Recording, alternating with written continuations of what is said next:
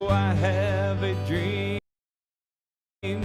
red, white, and blue, fly free, fly free. I believe, oh, I believe, will you dream with me? Good morning, everyone out there. Welcome to Changing Times. I'm the co-host Lynn Morris, and I'm co-host Don Blackard. we welcome you today to our seventh show. We're very excited. We're at the Acts Ministry Network building in Springfield, Missouri, out on West Kearney, out by the old airport. And we have a great show lined up. We have two super moms that are homeschoolers that have done it, got a lot of experience, a lot of information to share with you, because Don and I have done our research and we know more and more families are choosing to homeschool every year. Don, you want to go over a number or two or now? Yeah, in 2019, 3 to 4% of students were homeschooled. And in 2021, 4.5 to 5 million, which is 8 to 9%. So that's quite a big jump from 2 to 3 to 8 to 9%. That's an amazing growth. And we're going to discuss today, because we have two experts here, and we're going to discuss today exactly why we think that phenomena is happening.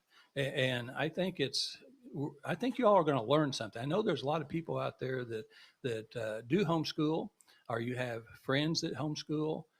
Public education is the backbone of our American way of life.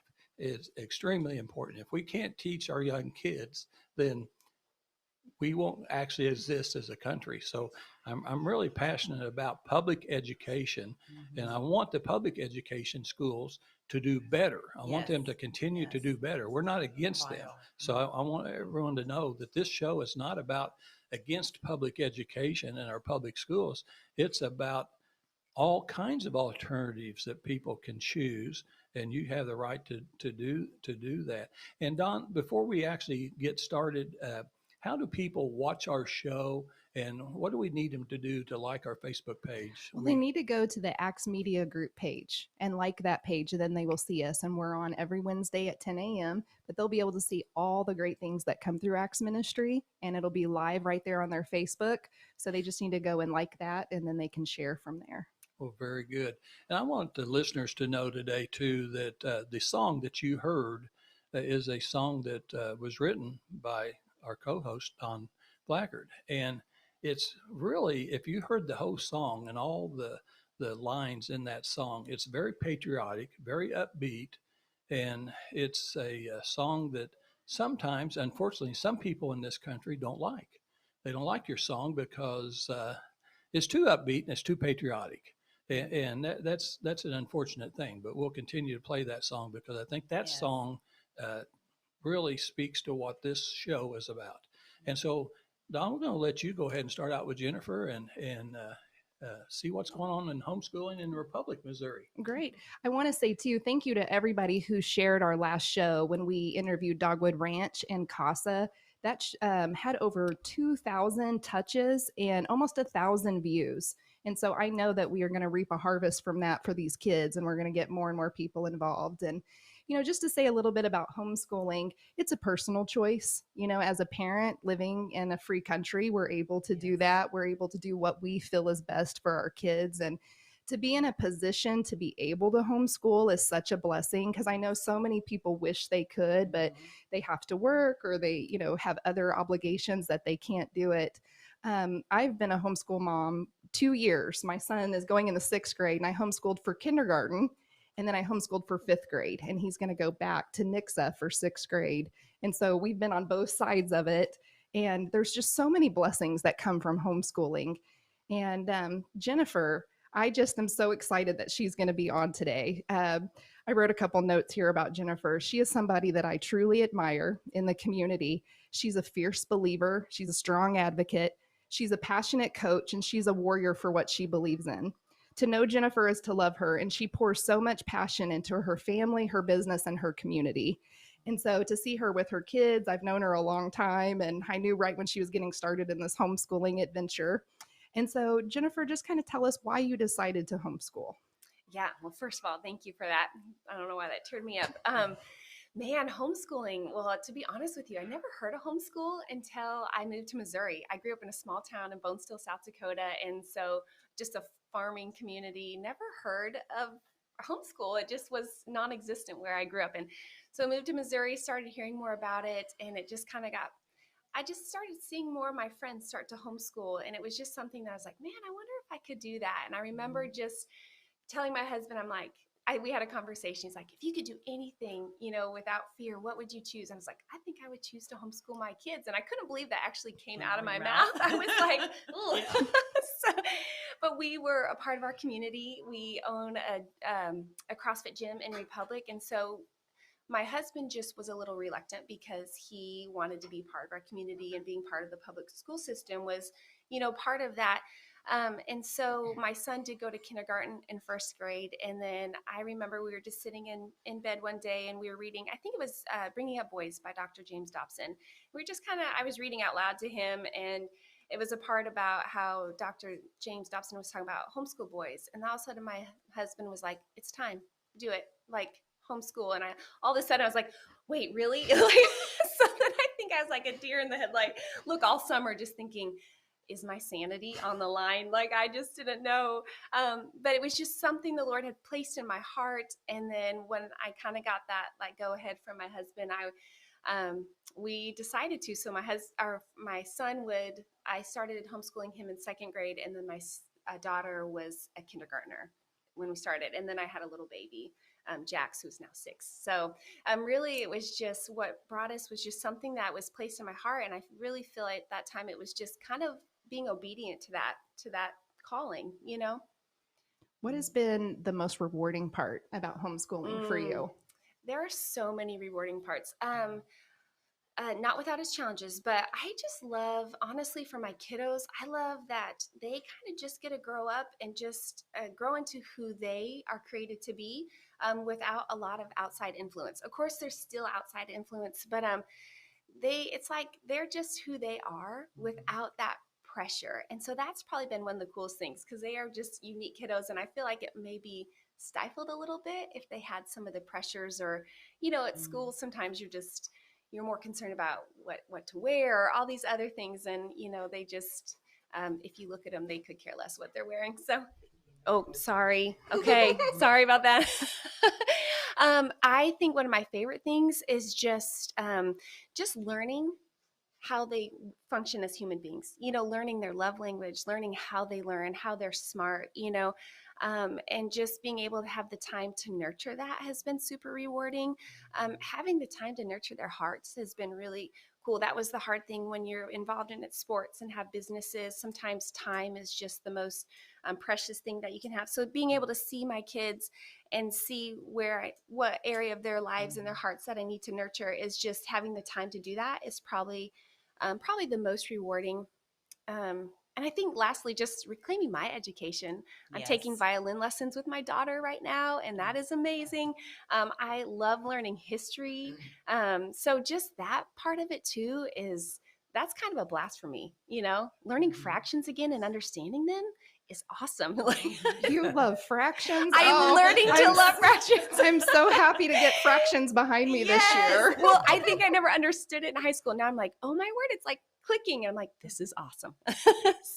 Well, I know you love the flexibility too, because that's one thing I've really enjoyed too. And it's like, I see you get to go up to your parents' dairy farm in South Dakota and take the kids and really let them see what hard work is. And you guys have a little mini farm too, with chickens and gardening and all of that. So I know you get to stay real busy. Yeah. What do you think is the biggest challenge with homeschooling for you? Oh man.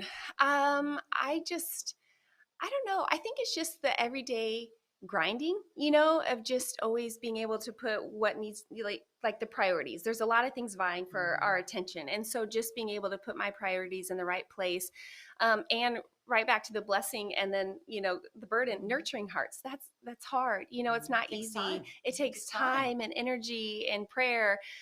So along with the blessing of that, there's also, that is the challenge too. And just, asking for wisdom and how to nurture that. And then honestly, for me, just the constant comparison, just finding that groove of what homeschool will look like for our family, you know, and not others, because all families function so differently, and we have businesses, so we're kind of are busier and we're running around, and so it looks a little different, and not you know, not getting down on myself for the days that are a little crazier and we're not doing that typical sitting down and, you know, and homeschooling that way. So yeah, just the busyness of life, but then you know, finding that good time to just really take in the goodness of homeschool. So One thing I've really enjoyed about homeschooling my son this year is just seeing that he gets to, and this might sound weird, but it's like he gets lots of sleep. Like, you know, when the school bus comes by for us at 6 a.m, like these little kids are growing, and, you know, he gets to wake up, have a really hearty breakfast that most of the time he has to make himself. Yeah. And then, you know, for him, he's really science based. And so this year we focused a lot on learning the periodic table. And I mean, he is just at this other level when it comes to science. And so that's what I've enjoyed, like you're saying, is really seeing what they enjoy. Yeah. You know, still keeping up with math and reading and writing and all the fundamentals too. But when he gets a choice of what to go learn, he's learning in depth about science. Yeah. It's his passion. Yeah. And you really get to see that passion come out. And then, you know, a misconception about homeschooling that I really never knew is that your kids could still be in public sports. If they wanted to be part of public school, they could still be in like the wrestling program, or even if they're into the homeschooling.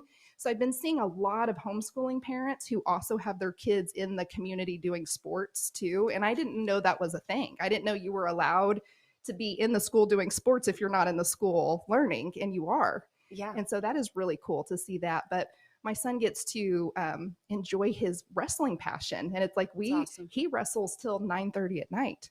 And so I think that's a big thing with homeschooling too, is you can really support that passion from an early age. Yeah.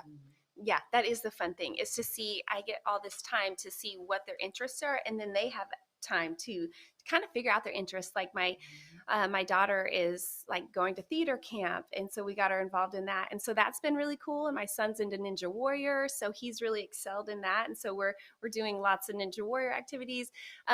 Yeah, things that they may not have time to explore had they just had a busier schedule and been in the public school system. So that was always one of my prayers, is that I would be able to identify my kids' strengths and their talents and be able to just kind of steer them in that direction and guide them and give them the time and space to thrive in that. And so that has been really fun for me to do as a parent. Well, I thank you so much for sharing. Yeah, if you can interject here as they got other stuff going on. But I bet Lynn has a question. Let me ask you a couple of questions. So I appreciate so much your enthusiasm. You can tell why you're very successful and your kids are successful. You know, me growing up, I think all kids want to please their mom and dad. You know, now they probably want to please the teachers too, but I know, like my son, and he didn't like his school as much as our two daughters did, but you always want to make your parents happy. I think that's why the kids at home learn more and faster and better, because they're wanting to, not only you're making an atmosphere for them to learn and have fun at it, but they're also wanting to please you and please the parents. And I think that's really important. And, you know, one of the things that I want to make sure that people know out there is homeschoolers score 15 to 30% higher on all achievement tests as an average in this country. That's an amazing number. And when they take the, the ACT test to get into college, most colleges require the ACT test. Homeschoolers average about 70 to 72 points higher on the ACT as a requirement to get into college than public school. That's why we're wanting public school to continue to do better and better. And then we also know that some of the stuff that's being taught today in public schools, you would never teach at home. You're not worrying about sexual identity. You're not worrying about gender identity. You're not going to teach that to a third grader. That's ridiculous. We're not going to do that. Public schools, some of them are doing it. Thank goodness. There are great schools at Republic, Ozark, Nix, Branson. They're not doing it, but you have to watch, because in Springfield, Missouri, they are doing it. And so we need to make sure that that doesn't happen. And so really, one more question then. So it's not about homeschooling. So are you, I know Macy, he's one of those physical fitness guys that does this extreme sports stuff. Yeah. That looks pretty dangerous to me. So do you do it too? CrossFit? CrossFit. Yes. Do you do that? Yeah. Where you push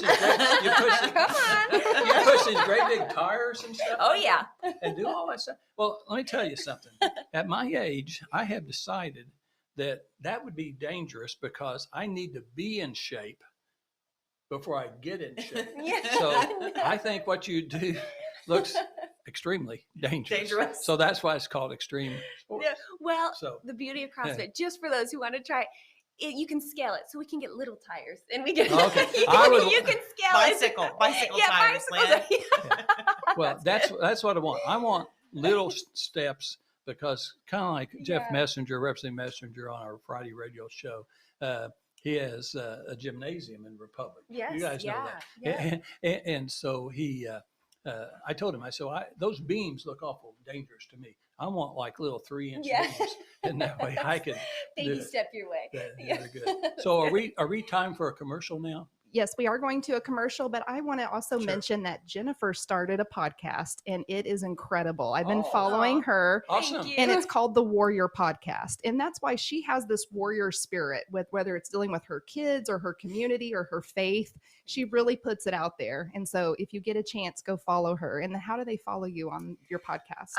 It's on iTunes right now, on the podcast, like on your Apple, your Apple podcast app, but then also on Facebook, you can find me on Warrior and follow me there. And I always link my podcast shows to there, our Instagram under Jennifer Lynn Mitchell.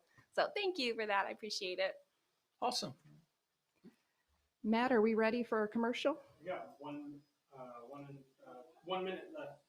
So we can go ahead and go. One thing that I like is that your kids get to see you doing all of this stuff too. They're Yes, here in the inspire studio them. today. Oh, You're yeah. inspiring them with your podcast. And when they're at home with you, they get to see that stuff that they maybe not would see if they were in school. I think that's probably my favorite part of homeschool is that we just do life together. I kind of had to get rid of the idea of we just sit around a table and I teach them.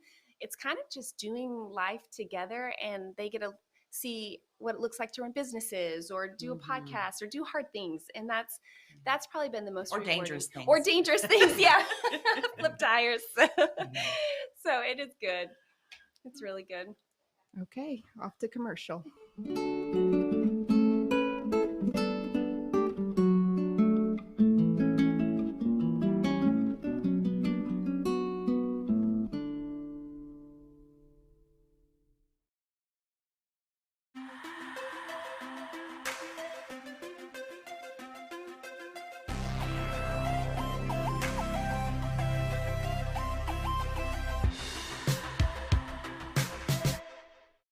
Who are you? Yes, Johnny Rooster. I have a show on Monday, Wednesday, Friday on Axe Media Group known as AMG Broadcasting to promote small businesses and local entertainers and nonprofits.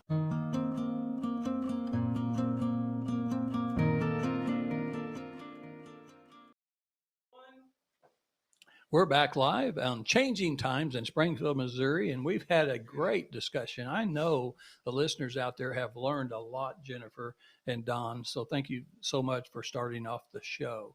And I know that you guys set the bar up extremely high, and so puts pressure on Valerie. Valerie Swearingen is our next guest. She's another super homeschooling mom, and we've discussed before. You've been on my other show, and really appreciate it. And we had a late night last night at a meeting together, a bunch of us, and so maybe a little tired this morning. But Valerie, let's kind of let the listeners know how you got started in homeschooling. Okay. I was a product of the public school education. I went to school in Clever, and the last 2 years of high school, I went to a Christian school and finished early. And I always had fun, I thought public school would be a great opportunity for my children. Where we had moved to in Nixa was a great school district. And our oldest son went to kindergarten, and it was great. He had a great teacher. It was an excellent year. He was prepped, ready to learn, to read, to, do hard math problems. And then he went to first grade, and first grade was not a successful year. It was not a good year. It was very discouraging because by the end of the year, he was coming home crying, saying, I don't want to go back to school. I hate school. So I knew we were at a crisis point because I wanted my children to be lifelong learners. In order to be successful in civilization, you need to be lifelong learners. So homeschooling was never on my radar at all. And, but at that time, financially, we couldn't afford to send him to a private Christian school. So I began to talk to my friends that did homeschool, and it was the option that we chose to do. And I'm so thankful that we did. Um, it was, there were days that were very challenging, but there were also days that were very, very rewarding. Being there when your child gets that really difficult subject that you've been working on, and they have that aha moment. Mm-hmm. And I'm there. I'm the one that taught my children to read. And I'm the one that helped them learn their multiplication, their times tables, their fractions. And so that, and to learn history. Both of my boys know history very well. And so anyway, fast forward, I spent 20 years homeschooling, and I still volunteer at our local homeschool co-op. But I would like to encourage those of you that are thinking about homeschooling to have more of Jennifer's heart, because Jennifer's heart is more of a enjoying the journey, and mine was very fear-based. I was very fearful that my kids were going to miss it, that they were going to be on the side of the road with a sign that said, "Feed me, my mom homeschooled me." And so, so my journey with them was very regimented, and it was very curriculum based, and we did have time to explore. We did do the nature center programs. We did do fun activities together. We played football. I let the boys play football. They played basketball, but I was still always very fearful that I was missing something and that they were not going to be successful because of me. And so it made our journey our journey could have been sweeter, and I made it difficult. So since then, I've apologized to both of them. But our oldest son is an ICU nurse. So when he passed his nursing boards, he sent me a text and said, "I'm not going to be on the side of the road with a sign that says, 'Feed me, my mom homeschooled me.'" So I just want to encourage the moms out there that no one cares about your kids more than you do. And if you're considering homeschooling, or you can do it. I mean, our family made lots and lots of sacrifices. There were years that we never took a family vacation because we had to buy curriculum, or there were extra things that we needed to tutor. So we had to report our funds into homeschooling. So, but it can be done. There's so many more resources available today for homeschooling, people who want to do it for the first time than there were years ago whenever I started. Well, very good. I tell you what, I know you did a great job with your sons. And so this co-op that you're talking about, the Lighthouse Christian Academy. Yes. Okay, so tell us a little bit about that. That's a bunch of parents getting together on a Tuesday each week? Yes, we do. And what's that about? Well, a co-op is where each parent does a part. So it's not a drop-off program. It's not where, you just, when my oldest son was we homeschooled him, there were several drop-off programs where you could just drop your child off 1 day or 2 days a week. And a certified teacher taught them subjects. So our co-op, it does not operate like that. Every parent has a part. If that's working in the nursery, if it's teaching science, if it's teaching anatomy and physiology, or Missouri history is what I teach. So each parent that comes has a part to play, and then the children rotate in, classrooms. And so our elementary students have science, history, art, and PE, and music. So each year we put on a full production musical, which is a lot of fun. And then our high school students go all the way through and graduate from Lighthouse Christian Academy. Wow, that's very good. Mm-hmm. So how many parents do you? We have about 150 families and, well over 400 children. And there's definitely a need in Springfield for more homeschool co-ops. There were two. Obviously, COVID, hit them hard, and they weren't able to meet this year. So I'm hoping in the fall that they'll be able to meet again. So did this co-op continue to function as a classroom, a live classroom during COVID? We did. Now, in March, when they asked us to all Mhm. stay home, we had to end our year. Then we ended our year then, but we started back in the fall, full force in class. Well, the That's great. great thing about both of you and anybody homeschooling is you could continue learning. Absolutely. Your children continued Absolutely. learning, and think about some of the schools throughout the United States. Yes. Let's just think it's very about tragic. Missouri. I Yes. mean, some of these schools weren't open, Mhm. and they had to do virtual learning. Mhm. And virtual learning is okay, I think, as a adjunct to what you do, but to have it as the only way to learn, that doesn't suit everybody, does it? No, it doesn't, especially if you have a child that is a kinetic learner. They're hands-on. That's going to be very difficult for them. And the children that they're very interpersonal, they love interacting with other people. They can't have an exchange with a teacher or their fellow students when everything is virtual. So my heart really went out to public school parents during this time, because it just really inhibited, especially those who didn't have like you were saying, the social choice, economic choices to stay home and homeschool. My heart really went out to those parents, because it really put them in a difficult spot. How do single moms do that? How do families where both parents work make sure that their second graders doing his virtual lesson for the day? Well, I would say that the way I always learned, and I, again, just like you all, we've had great public school experiences. I cited several of my teachers at one of the shows. Don, remember Miss Stone, my first grade teacher, third grade teacher, Miss Keller, on and on, Mrs. Stevens, Mr. Thomas at Parkview. I mean, I can name you many Yes. teachers that Influential, really yeah. made an impression on me and helped me learn to be a pharmacist, go to pharmacy school, get my graduate degree, and things like that. So I have no complaints about what it used to be like. But I would tell you, my way of learning has always been that I like to go and sit on the front row. I like to listen to all the questions that are asked. And if I want to ask a question myself, I learn from other people. You learn from other Exactly. students. Interaction. And so when yes. you're at home and you're sitting there watching a little screen, for a lot of kids, even though they're much more advanced than, say, something like me that has technology advancements, I mean, I could just see that they have problems. I have to admit, I don't remember where I said this, Don, or not, but I've had so many Zoom meetings as county commissioner. I've had so many Zoom meetings. I'm just tired of Zoom meetings. You're zoomed And out. I am zoomed out. You're zoomed out. And I'm hoping now that the mask mandates are being lifted, that we can start having what I call real meetings again. It wasn't but maybe 4 or 5 weeks ago, I raced home from a busy day at the courthouse and turned on my wife's computer. And I was participating as a board member for OCAC. We're on several boards. Each commissioner gets assigned so many things. And I said yes when they called my name out for the attendance. I voted 4 times on different issues.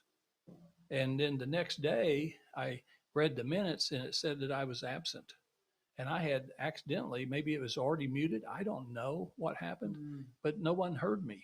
So I wasted 2 hours of my time, basically, and they didn't even think I was there. And so to me, that's what some of the pitfalls of virtual learning is. And I heard in Springfield that, when the virtual learning they did, there was never any opportunity to ask a question. Really? And are you kidding me? I mean, you're going to say something, you're going to teach a kid, and then you're not going to give them time to ask a question. How are you going to learn? Who's going to answer those questions? And so I think that's a problem.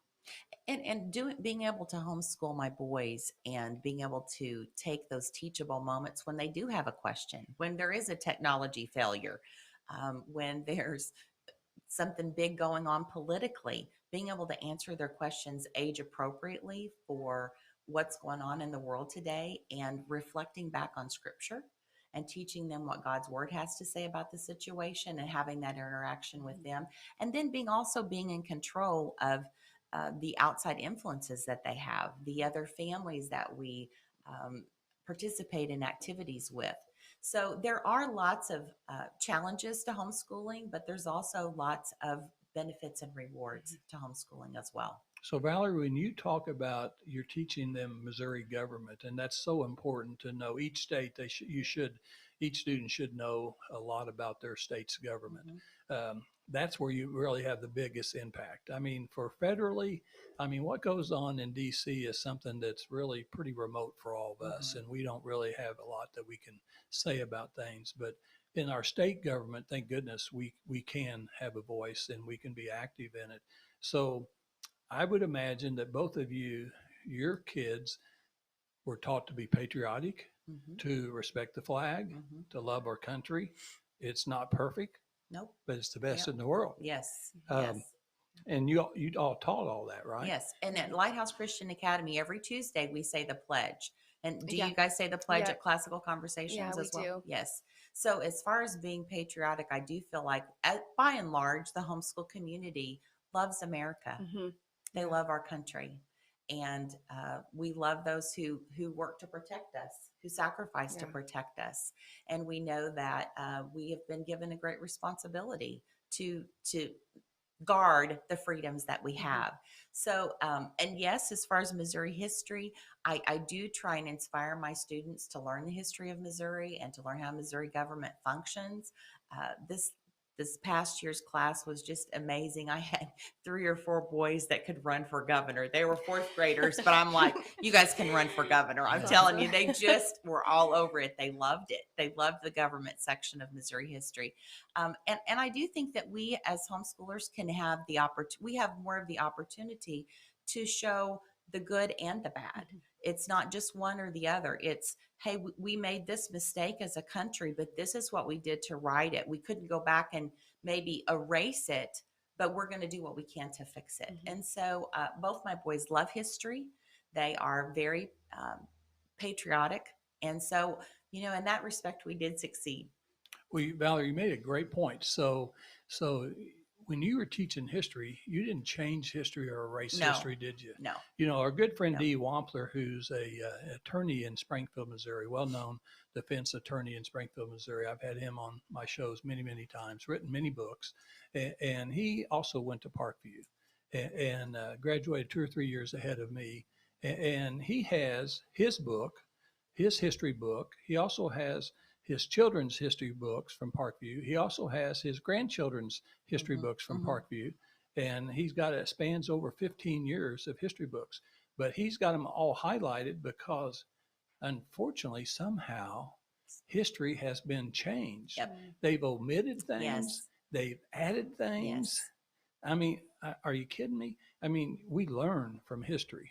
And the mistakes we make, if we don't tell history the truth and be honest with ourselves, then we're going to make that same mistake again. It's really not safe for our country to learn a different type of history. We learn the history as we go forward. We may not be proud of everything, but you said we write it. We make it right. We learn and things like that. It's so interesting that you're saying that, because on my Facebook memories, it's come up some of my posts from 7 and 8 years ago when we were fighting the Common Core fight. And we had teachers telling us, public school teachers telling us then as homeschoolers, you need to keep your history books. You've got to keep your history books because it's going to change. It's going to change. So I have history books that, are 20, 30 years old because I wanted to have them in case those books stopped being published so that my grandchildren would have access to the facts of what actually happened.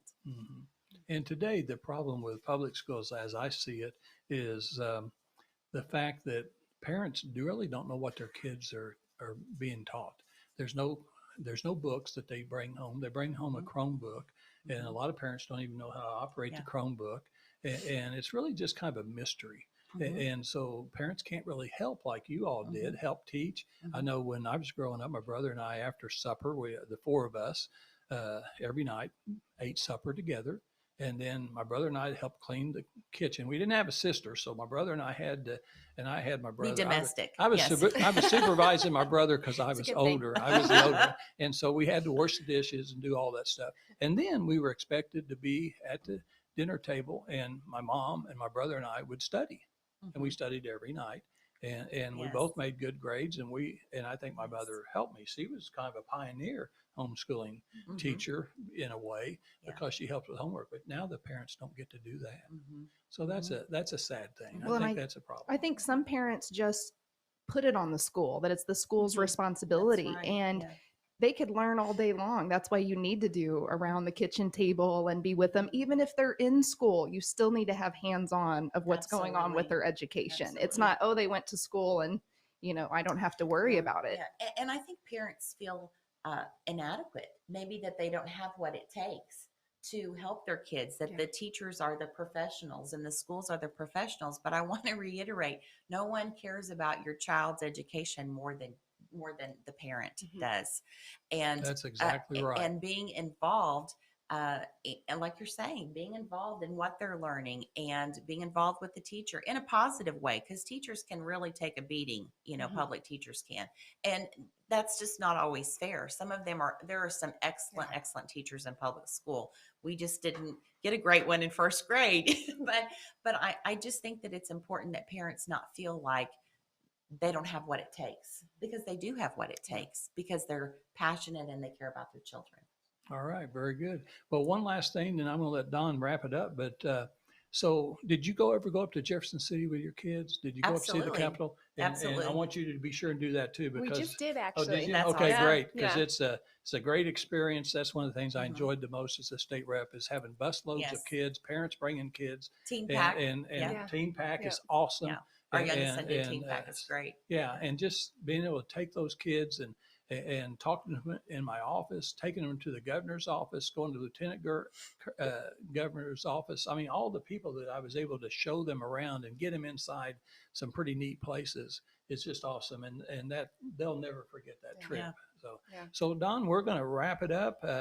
We've had a great show today. I hope the listeners appreciate it as much as I did. I've learned a lot. And homeschooling is definitely an option. Private schools, option. There's all kinds of options. And I hope someday that you can take a tax credit, education tax credit, and help the homeschoolers, because you all are spending money. We're still besides. You're taxpayers. still taxpayers, Funding. and you're paying for public education. Mhm. You're paying for your own education. It costs around $14,600 a year to do a public education student per year. You guys are spending much less than Less. that, but it's out of your pocket. And so great job. And Don, what we got next week? Well, next week we're going to have on some great guests. One of them is going to be Shayla Hall, and she's the Family Development Minister. And they're going to be having next Wednesday night a fostering expo. And so we're going to be promoting that, about people getting to come out and get involved and learn about foster care more. Well, very good. We'll have a veteran on as Memorial Day is getting ready to come up. We're going to have a great show again next week. Thanks for listening today, and we'll be back next Wednesday at 10 a.m. Be the change. Can I get a hoorah from a patriot like me?